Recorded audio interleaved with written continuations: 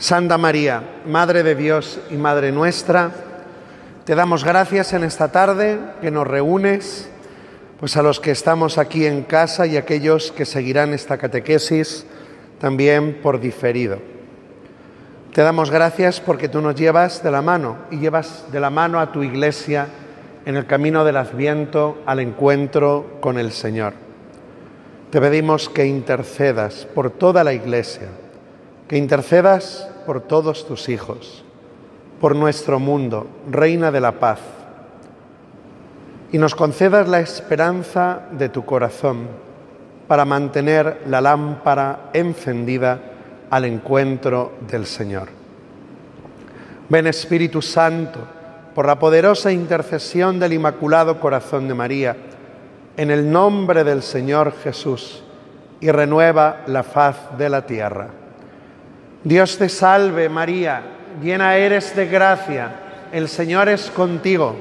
Bendita tú eres entre todas las mujeres, y bendito es el fruto de tu vientre, Jesús. Santa María, Madre de Dios, ruega por nosotros pecadores, ahora y en la hora de nuestra muerte. Amén. Bueno, pues como decía el título de la catequesis, que es un poco largo, hoy es una catequesis especial sobre la Iglesia y el Adviento, ya que estamos cerca de la Navidad y estamos ya en esta última catequesis de Adviento. Y es que en la Iglesia vivimos en la esperanza de la segunda venida de Cristo. Esto es una cosa que aparece ya en las cartas apostólicas, ¿no?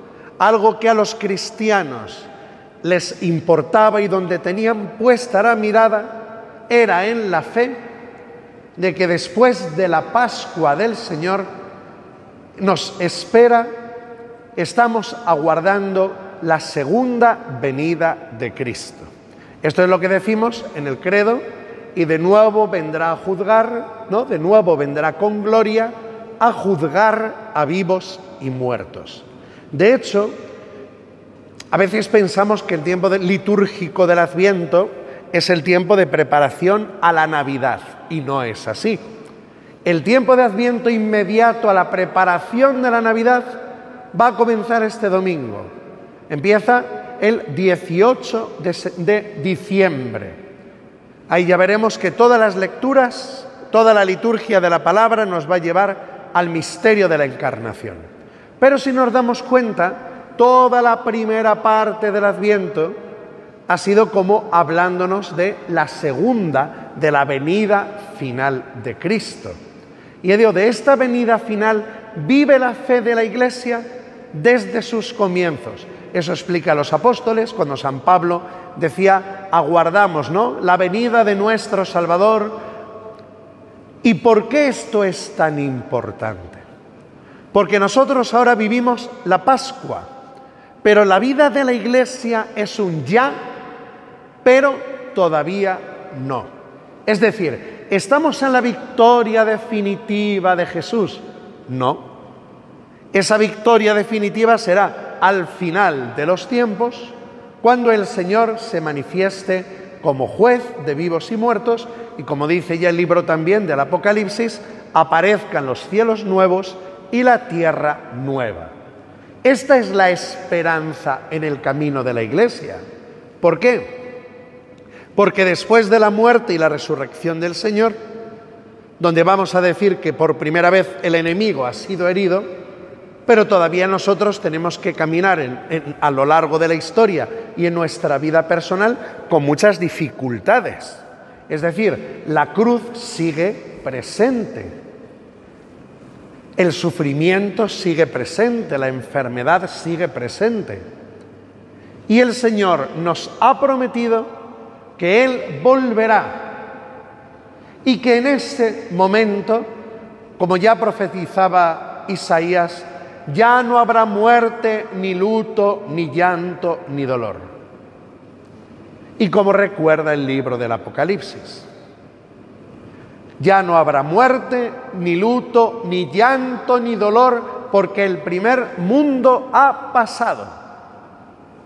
Por eso mismo nosotros Cuando uno se encuentra con el Señor y vive la fe, hay una cosa que a nosotros nos cuesta entender, y es justamente, y es algo normal, que ¿por qué después de la muerte y resurrección de Jesús todavía en la vida tenemos que soportar, vamos a decir, las consecuencias del pecado? Claro, tiene que llegar el momento donde el plan de nuestro Padre, que ha sido de una felicidad completa, llegue a todos los hombres, llegue a todos, pero esa felicidad completa, donde todos los enemigos de nuestra alegría son vencidos, la muerte, el llanto, el dolor, la enfermedad, el pecado y Satanás, de una manera definitiva. Eso sucederá ¿cuándo? En la segunda venida de Cristo. Por eso ya desde el comienzo de la Iglesia los apóstoles son muy claros. Ahora nosotros, entraré en este tema ahora, vivimos de alguna manera en ese ya, pero todavía no. Ya nosotros hemos recibido unos bienes de la muerte y resurrección de Cristo. Pero es precioso pensar que sí llegará la hora donde todo sea cumplido, definitivamente, y el Espíritu Santo llene la tierra de una manera donde el mal ya no exista. Eso los padres de la Iglesia lo llamaban el octavo día. De hecho, es difícil de verlo dentro de nuestro templo, pero el templo de Santa Eugenia tiene 8 muros. Y cuando don Carmelo, que en paz descanse, lo pensó, lo de los 8 muros, 8 lados, ¿no? Una iglesia en forma de octógono, lo hizo pensando en esto, en el octavo día. El octavo día es el día de la Pascua definitiva, el día del triunfo definitivo. Así lo llamaban los padres de la Iglesia, el octavo día. Ahora nosotros vivimos del primer día de la semana, que es el día de la resurrección. Pero habrá un octavo día donde todo sea renovado. Por eso la Iglesia, desde el comienzo, y hoy lo seguimos diciendo, en la celebración de la Eucaristía, que será, ya digo, la segunda parte de la catequesis, anunciamos tu muerte, proclamamos tu resurrección, ven Señor Jesús, que son las últimas palabras de la Biblia. Ven Señor Jesús. Esto lo llevaban en el corazón los cristianos. Y sabían que después de la muerte y resurrección de Cristo, el camino de la Iglesia era un camino hacia esta Pascua definitiva, donde no solo se da en el cielo cuando uno muere, sino que todo será renovado, porque nosotros estamos también llamados a la resurrección de la carne. Nosotros los cristianos no solo creemos en la inmortalidad del alma, porque eso también lo creían los paganos, o lo creían, bueno, pues ya digo que Aristóteles, etcétera, los filósofos, hablaban de la inmortalidad del alma. Bueno, el ser humano, ¿no?, es cuerpo y alma, cada uno lo entendía a su manera, pero creer en la inmortalidad de nuestro ser espiritual, bueno, pues ya lo creían ellos. Pero es que los cristianos creemos en la resurrección de la carne, no solo en la inmortalidad del alma, sino en la resurrección de la carne. ¿Por qué? Porque para nosotros, ya lo he dicho en alguna catequesis, no somos un alma metida en un cuerpo, en un envoltorio, sino que las personas somos cuerpo y alma unidos. Y por tanto, de hecho, lo que más ha dignificado Jesús por su encarnación es también nuestra humanidad y nuestro cuerpo, nuestra carne, que es lo más frágil y que es lo que muere. Esto el Señor lo llama la resurrección. Esto sucederá en los últimos tiempos, con el advenimiento de Cristo en su segunda venida, donde de aquello que quede de nosotros, decía el Papa Benedicto XVI, de lo que quede, él lo llamaba de la reliquia de nuestro cuerpo, porque hay una cosa, ¿no?, que es que la materia, nuestro cuerpo, no se destruye, se transforma. Entonces, de la reliquia, decía Benedicto XVI, que quede de nosotros, de ahí el Señor llamará a la resurrección, uniéndose nuestra alma, nuestro cuerpo, siendo nosotros y viviendo para siempre en Cristo. Viviendo para siempre en Cristo. Por eso suelo decir en los funerales que las relaciones de sangre no se pierden nunca. Nuestros padres siempre serán nuestros padres, nuestros hermanos, porque nosotros creemos realmente en la resurrección de la carne.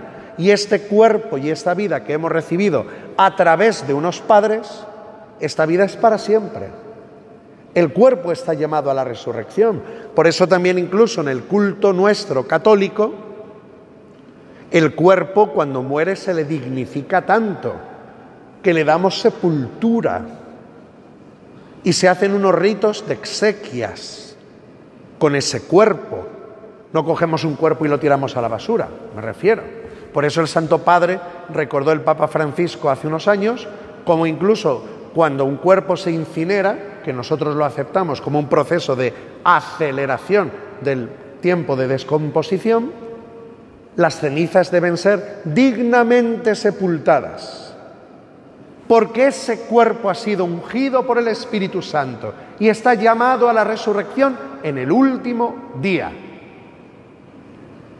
Por eso ya digo que, hermanos, nosotros que hemos sido creados en un plan precioso de Dios y que no estamos hechos ni para la muerte, ni para la enfermedad, ni para el pecado, ni para la desgracia, en el corazón de nuestro Padre no estaba todo eso, ¿cuándo sucederá? En la segunda venida de Jesús. Por eso la Iglesia, desde ya el comienzo, deseaba el triunfo de Cristo. Daos cuenta también, porque la Iglesia nacemos en un momento donde la Iglesia también nace en una persecución, donde cada uno tiene sus dolores personales, pero también en un momento donde se ve la persecución de la Iglesia. Y cuando uno lo pasa mal, es cuando uno más le sale llamar a Dios y decir: Señor, arregla esto, arregla esto. Traducido: ven, Señor Jesús. Ven, Señor Jesús. En esa Pascua definitiva del último día, la Pascua definitiva del octavo día, donde todo sea renovado. Cuando digo esto, alguno puede pensar: si todo muy bonito y al final vivimos pensando en el futuro, pero ¿y el presente qué hacemos? ¿Y qué hacemos hoy? ¿Qué hacemos hoy? Pues decía muy bonito el apóstol San Pablo: mientras tanto, nosotros tenemos las arras, llamaba así, las arras del Espíritu. ¿Eso qué significa? Que nosotros no somos aquí Antoñita la Fantástica, ¿no? Nuestra religión no es el opio del pueblo, como decía aquel. Nosotros tenemos las arras del Espíritu. ¿Y eso qué significa? Que lo que Cristo hará definitivamente, nosotros vamos ya participando poco a poco aquí en la tierra. Poco a poco aquí en la tierra.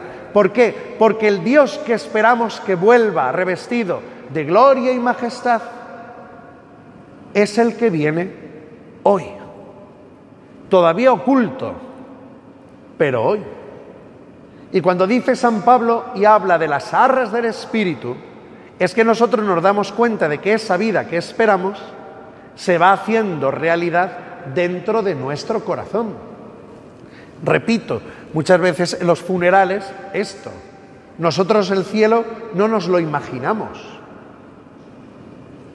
Es que el Señor ya en la tierra nos permite tener vivencias de cielo, por eso no nos lo imaginamos. O no decimos me lo creo porque lo ha dicho el Papa o porque lo pone aquí y eso como si fuéramos aquí que nos comen el tarro.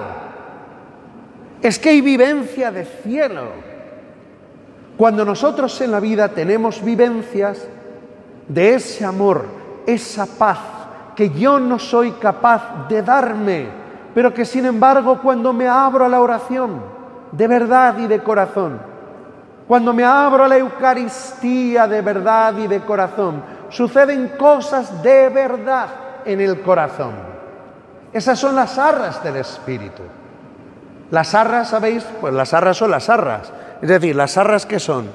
Como esa parte que te doy de mis bienes son tuyos. Y los bienes de Cristo es su Espíritu Santo, que es el que nos permite tener esas vivencias del mundo futuro y de lo que Él hará al final, para que nos demos cuenta de que esto no es un cuento chino, que nos han contado y que vivimos de la ilusión, porque después es la realidad. Pero claro, por eso es importante también entender que lo que sucederá en el último día lo vivimos dentro de nuestro corazón, en el cambio que hace el Espíritu Santo dentro de nosotros, para ver que la vida cristiana igual no es simplemente un carnet de identidad, sino que realmente el Espíritu Santo existe, que el Espíritu Santo de Jesús actúa ¿dónde? Dentro de mi corazón, y me da vivencias de consolación, y me da vivencias de fortaleza, y experimento sus 7 dones. Experimento que de pronto esto no es una cosa porque yo me di cuenta que soy débil y frágil, y que yo por tanto esto yo no me lo podría dar por mí mismo, esta fortaleza, este consuelo, esta paz, este ánimo, esta capacidad de perdonar, yo por mí mismo no podría, porque también tenemos experiencia de nuestra debilidad y de nuestro pecado. Pero Cristo ha dado las arras de su Espíritu, dice San Pablo, para que tengamos la seguridad de la vida futura y de que esto no es un cuento. En ese último día y 8º día de la creación, de la nueva creación, decimos en el credo, porque Jesús lo ha revelado así, será el momento del juicio. Ya en el Antiguo Testamento se hablaba del juicio cuando Dios reuniera a las naciones, decía en el valle de Josafat, decían los profetas, y ahí sucedería el famoso juicio final. Juicio final, pues que a uno le puede dar mucho miedo, ¿no? De hecho, a muchas personas hablar del juicio final, al final de los tiempos, ¿y qué será de mí? ¿Cómo será ese juicio? ¿Cómo será esa manera en la que Dios va a intervenir? Si yo estaré en los de la derecha o en los de la izquierda, ¿no? ¿Cómo será eso? Pues hay una cosa que nos enseña también el Espíritu Santo, que es muy bonita. Lo primero, ¿por qué Dios se manifiesta al final como juez? Eso es lo primero que uno se tiene que preguntar. ¿Por qué es tan importante el juicio final? Cuando en el mismo credo decimos y vendrá a juzgar a vivos y muertos. Vivos y muertos se refiere en esto, en que todos seremos llamados a la resurrección. ¿Por qué como juez? ¿Por qué es tan importante el juicio de Dios? ¿O qué entendemos de cómo será ese juicio? Pues hay una cosa que veo que es muy bonita, y es, lo primero, yo puedo tener miedo a aquel que ha dado la vida por mí. Eso es lo primero. ¿Por qué el Señor aparece como juez? Aparece como juez para mostrar la victoria del bien, del amor de Dios sobre el enemigo, sobre el diablo y todos los enemigos de nuestra alegría. Ese es el juicio. El juicio final es la victoria del amor de Dios, del plan de Dios sobre todos los enemigos de nuestra alegría. Por eso se habla de un juicio. Juicio es donde se separa lo bueno de lo malo, donde Dios hará verle entonces la victoria del bien. Por eso hablamos de Cristo como juez. Por eso después las representaciones del juicio final, la más famosa de la Capilla Sixtina en el Palacio Vaticano. Aparece Cristo mostrando que la última palabra sobre la historia de la humanidad no la tiene el mal, sino el proyecto de Dios. El proyecto de Dios, la voluntad de Dios, que ha querido que el hombre viva y viva en abundancia. Y esto por eso es una maravilla. Claro, dice uno, bueno, dice San Mateo 25 que unos estarán a la izquierda, otros a la derecha, y que habrá algunos que se salven, otros que se condenen. Así lo expresa Jesús en Mateo 25, cuando predica Jesús de las obras de misericordia. Y como os he dicho muchas veces, es cierto, y ahí habla el Apocalipsis de la segunda muerte, ¿no?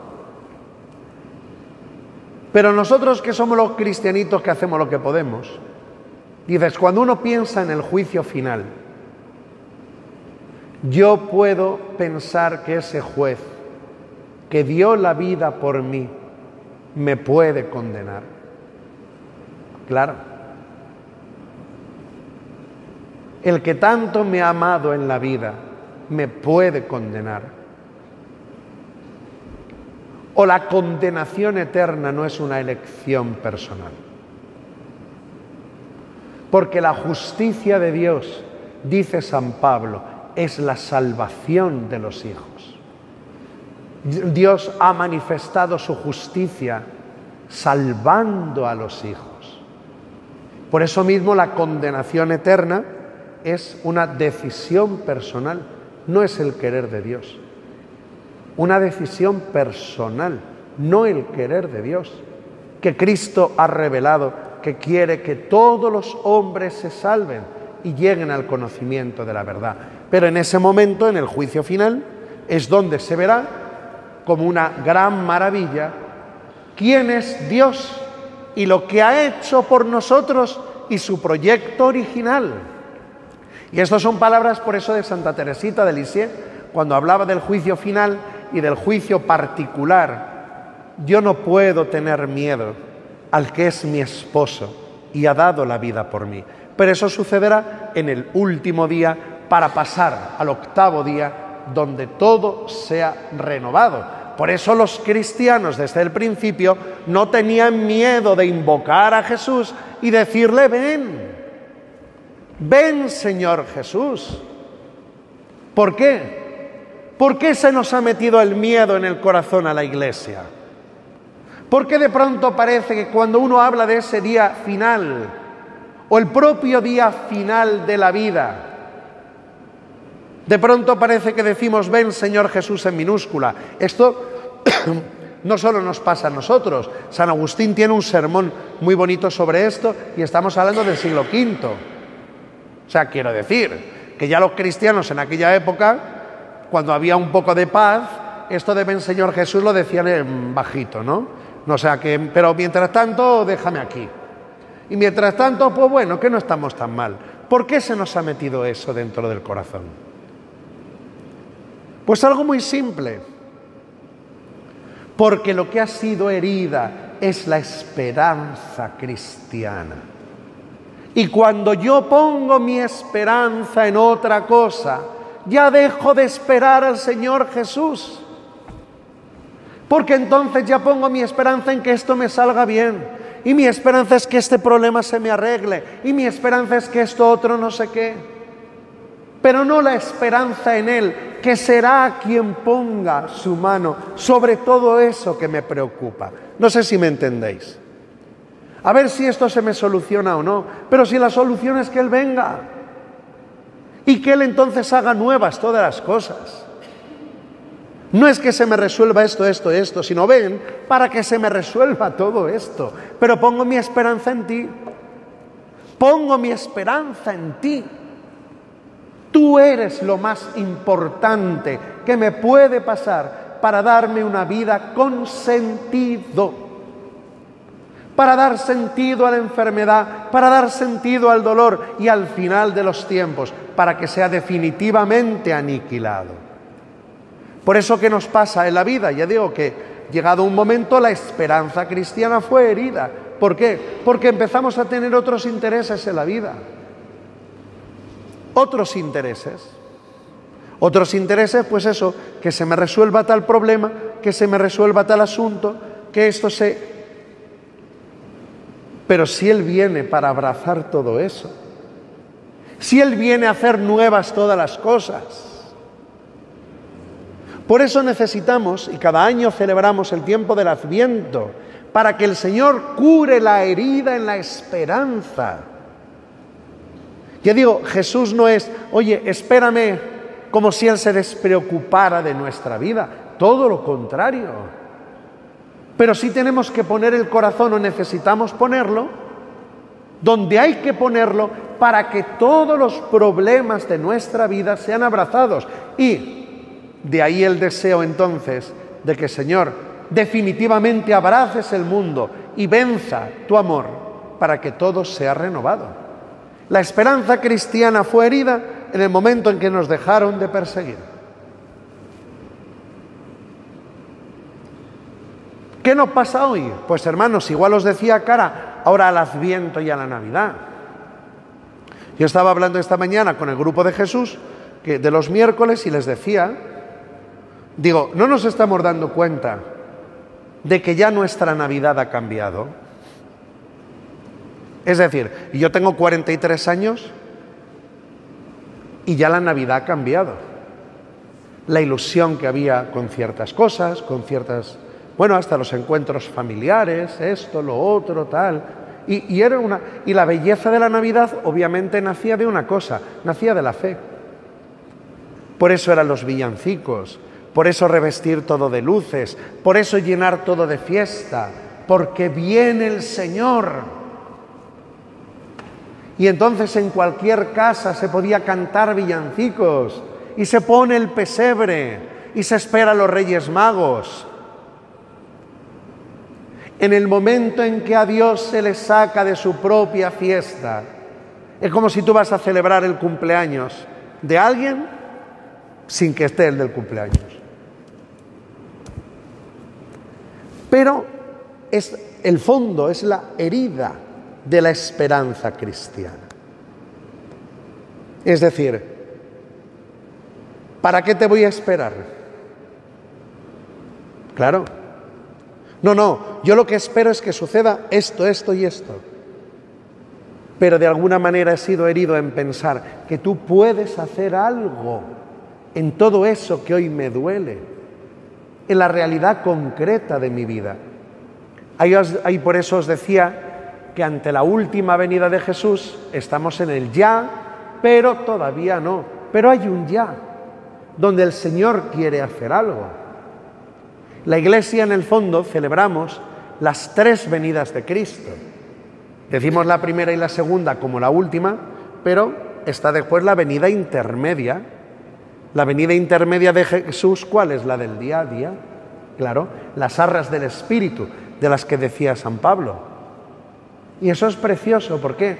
Porque yo puedo hacer experiencia en que yo no me tengo que presentar delante de Jesús, como decir si a Jesús no le interesarán mis problemas o mis cosas. Es que es al que más le importan. Es que es al que más le importa. Es que Jesús es al que más le importa mi vida. Y mi vida es mi vida. Es decir, mi vida no es solo si rezo o soy bueno. Es que al Señor es el que más le interesa el problema que tengo con mi familia. Es que al Señor es el primero que le interesa mi enfermedad. Es que al Señor es el primero que le interesa el problema que yo estoy teniendo con esto. Es que es al primero que le interesa. Por eso viene. Por eso viene. Por eso también viene hoy. Por eso hoy se me da en la Eucaristía, que en la Iglesia decimos que la Eucaristía es el sacramento de la prenda de la gloria futura, pero de un Dios que viene hoy a salvarme con mis problemas y mis dolores concretos. Y que fuera de Él no hay salvación, porque si no dejamos que Cristo nos salve, sabemos lo que nos pasa, y es que al final terminamos intentando resolver los problemas por nosotros mismos, y desde nuestras fuerzas, y desde nuestra cabeza. Pero ahí está la herida en la esperanza cristiana, que el tiempo de Adviento es un tiempo de Espíritu Santo para sanarla. Necesito volver a recuperar la esperanza en ti. Eso expresan las velas de la corona de Adviento, la lámpara encendida. La lámpara encendida. Cara al nacimiento de Cristo en esta venida intermedia de Jesús en el día a día, es lo que expresa la posada de Belén.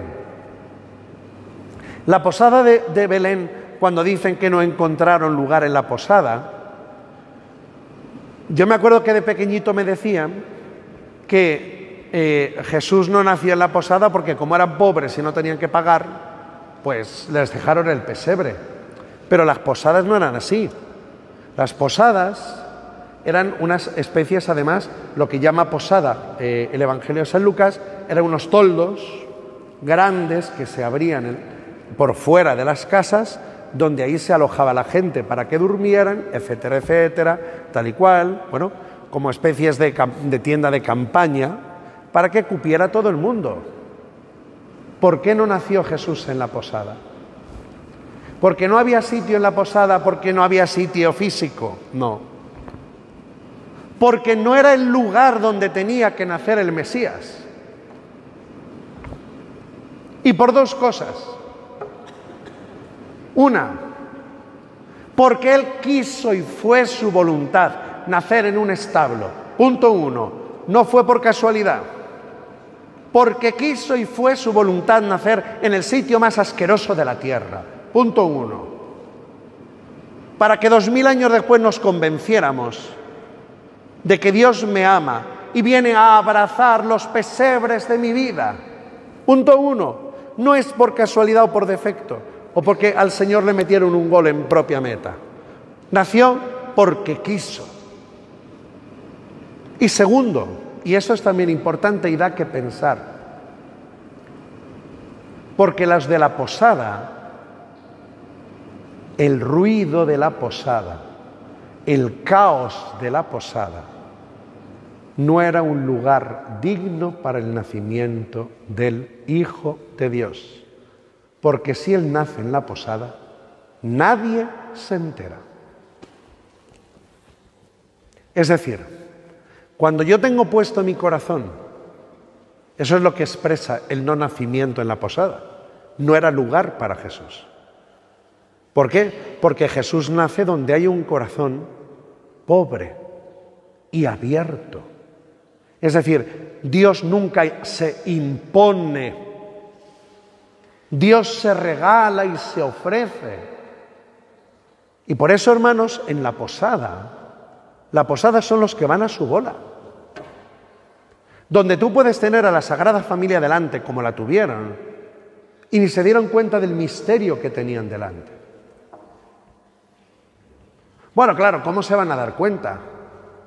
Pues lo mismo que nos pasa a nosotros cuando vemos a una persona o la tragedia de nuestro mundo, y mientras no nos toque a nosotros, pues bueno, pues podemos estar más tranquilos. Igual,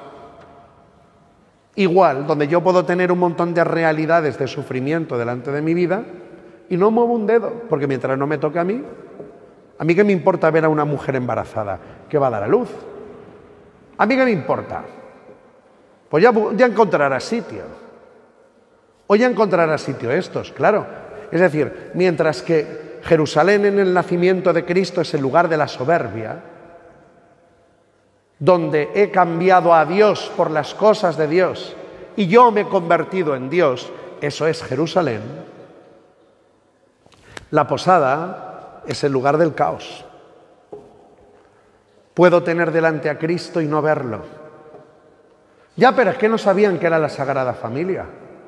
Sí, no sabrían que era la Sagrada Familia. Pero si vieran a una mujer y a un pobre hombre, donde esta mujer no tenía dónde dar a luz. Y no hubo sitio en la posada. ¿Por qué? Porque en la posada estoy en mi rollo, voy a mi bola. A mí lo que me interesa es mis cosas, mis estudios, mi trabajo, lo otro. Me interesa todo eso. ¿A mí qué me importa lo otro? ¿Qué me importa?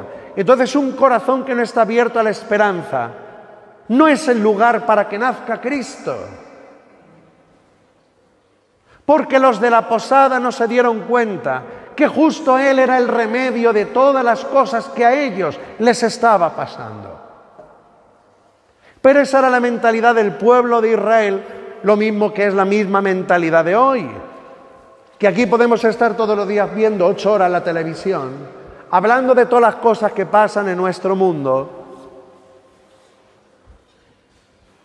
y llega la Pascua de la Navidad y el corazón que espera el advenimiento del Mesías. ¿Quién es el que está despierto al advenimiento del Mesías? Una Navidad sin Cristo. Eso es lo que expresa la posada, ¿eh? La posada es el caos, el ruido, metido en esto, en lo otro, donde no me doy cuenta de que Jesús es el que viene a abrazar todo eso. Y daos cuenta cómo podría haber cambiado la vida, cómo cambió la vida de los que fueron a adorar. Cómo podía haber cambiado la vida de unos de esa posada que de pronto llegan y dicen: oye, pues sí, yo estoy recibiendo una mujer embarazada. Menuda sorpresa hubieras tenido si de pronto ves la aparición de los ángeles y ver que has acogido a la Madre de Dios. Pero claro, esto es lo mismo que tantas realidades de la vida en esta venida intermedia de Jesús, que dice el prefacio tercero del tiempo de Adviento. El Señor Jesús que esperamos viene ahora. ¿Dónde? ¿Dónde? En cada hombre y en cada acontecimiento, para que lo recibamos en la fe y por el amor demos testimonio de la llegada gloriosa de su reino. Claro, vieron a una mujer embarazada y a un hombre, que mi mujer va a dar a luz. Pues muy bien, pues búscate la vida. Claro, pero el misterio de la encarnación y la venida intermedia de Cristo es esta. Esto no suele pasar como les pasó años después a los discípulos de Maús, que teniendo a Cristo a nuestro lado, no nos demos cuenta. No nos demos cuenta. En tantas situaciones. ¿Por qué? Porque estamos en nuestra locura de cabeza. Y donde está herida nuestra esperanza de creer realmente, pues eso, que el Señor le interese en nuestra vida. Por eso Él no quiso dejar ninguna duda naciendo en un pesebre. Mira el pesebre, ¿ves cómo es? ¿Cuántas veces tú te vas a sentir en la vida de esta manera? O vas a sentir el dolor, el sufrimiento, la noche, el frío, todo lo que expresa el pesebre. Y no digo la otra palabra porque es una palabra fea. Cuando dices, mira, soy una, puntos suspensivos. Pues para que no nos quede ninguna duda de que Él viene a abrazar todo eso, nace, quiere, elige el pesebre. Y no solo eso, sino que claro, que en esa venida intermedia, hoy, que, al igual que ayer, ¿quiénes son los llamados a adorar? ¿Quiénes son los llamados a adorar? Claro, los pastores y los magos. Los magos por el signo de la estrella, los pastores por el anuncio del ángel. ¿Y qué tengo yo que ver con esos pastores o qué tengo yo que ver con esos magos? Pues es que justamente es que la mejor preparación que nosotros podemos hacer en la vida es que, ya digo, no es huir de nuestros ruidos, sino poner a los pies del niño nuestros ruidos, que esto es lo que todavía no nos hemos enterado, para estar preparados a la última venida. Porque cuando yo haga vivencia, como hicieron los pastores, de que Dios me ama a mí, cuando yo pueda, como los pastores, escuchar el anuncio de los ángeles, que proclaman la gloria de Dios en el cielo y la paz en la tierra, a los hombres que Dios tanto ama, entonces es cuando yo puedo sentirme seguro en el juicio final o en el momento en que el Señor me llame, porque inmediatamente desde su amor brota un corazón capaz de amar y de abrazar, y donde yo ya no dejaré pasar de largo a esa mujer embarazada que va con ese hombre que está a punto de dar a luz. Como le pasó a los pastores, que después dice San Lucas que iban dando gloria a Dios por lo que habían visto y oído. O los magos que se vuelven por otro camino, es decir, les cambió la vida. ¡Qué bonito! Pero claro, yo entiendo que esto es como después sucederá 33 años después, cuando llegue el día de la muerte y la resurrección de Jesús. ¿Quiénes son capaces de ver a Dios?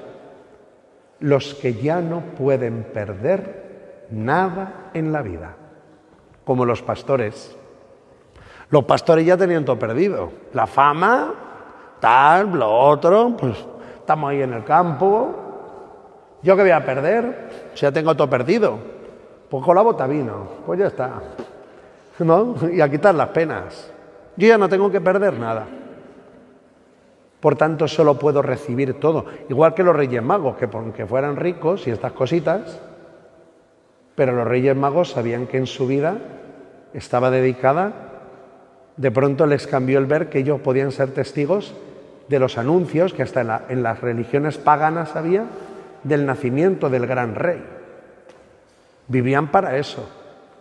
¿Qué tenían que perder? Nada. Solo podían ganar. Es decir, de pronto es que nosotros vamos a ser testigos de la llegada del gran rey. Por eso aquí el tema, cuando uno se pone delante de Jesús, en esta iglesia que aguardamos y esperamos el advenimiento final y que deseamos poder encontrarnos con Jesús en su venida cada día, el ser pobre es el que no tiene miedo a perder nada. Ya digo, no porque uno tenga cosas o no, la gente se piensa que los pobres es el que no tiene nada. Ahí hay pobres que pueden ser muy ricos, en el sentido negativo. Pero el pobre es el que no tengo miedo a perder nada. Estos son los que ven a Dios. Y por tanto me dejo amar, por tanto se me manifiesta el ángel del Señor y yo acudo y obedezco, porque podían haber dicho: os anuncio una gran alegría, pues vete tú. No, hombre, ¿cómo iban a decir eso? Pues que se lo cuenten a Zacarías, el padre de Juan Bautista, cuando duda de las palabras del ángel Gabriel. Que tu mujer va a tener un hijo. Sí, seguro. Ala, mudo hasta que nazca, por dudar de mí. Y era Zacarías. O sea que esto de lo de ver a un angelito y salir corriendo detrás del angelito, esto no es tan fácil. Que digo que se lo cuenten a Zacarías, o se lo cuenten tal, o se lo cuenten. Pero el que, mira, Señor, yo ya no puedo perder nada en la vida. O no tengo miedo a perder nada en la vida. Solo quiero recibirte a ti. Esa es la esperanza cristiana. Yo sé que tú tienes la palabra para dar sentido a cada realidad de mi vida y de nuestro mundo. Por tanto, eso es lo que nos lleva a decir, como desde el principio de la Iglesia, Maránata, ven Señor Jesús. Gloria al Padre y al Hijo y al Espíritu Santo.